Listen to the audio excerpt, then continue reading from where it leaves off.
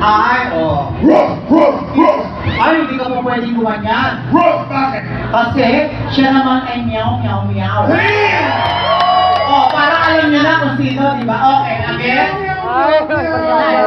Meow, meow, meow. Ganon. Ladies and gentlemen, para muling magbigay ng inspirasyon sa ating lahat, from Dasmariñas, Cavite, Congressman Kiko Meow Meow Barzaga! Sabi ka, di wala nga busis. Kiko! Kiko!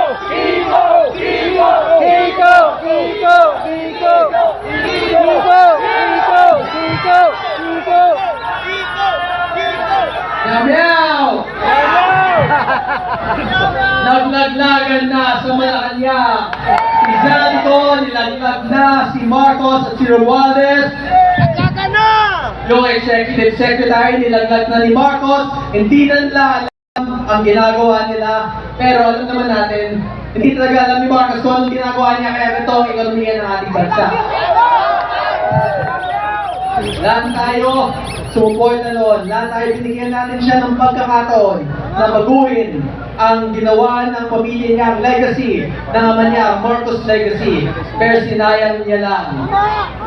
Yung Duterte family, binigyan siya ng pagkakataon, sinuportahan siya, binigyan siya ng tiwala, at pinakulong lang niya ang dating presidente na ginawa siyang president. He imprisoned the man who trusted him and the man who gave him the faith in leading the country. So dati ang sigaw natin BBM, ngayon ang sigaw natin Marcos resign! Marcos resign! Marcos resign!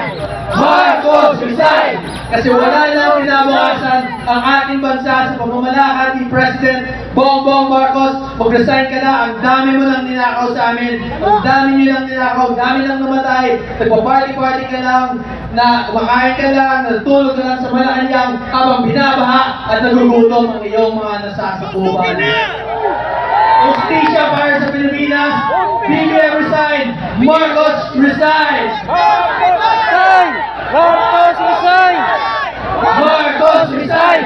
Marcos resign! Thank you everyone, and God bless. Ladies and gentlemen, Congressman Kiko Meow Meow Barzaga! Ngayon mga kaibigan, para magpatuloy sa ating speech, tatawag tayo ng isang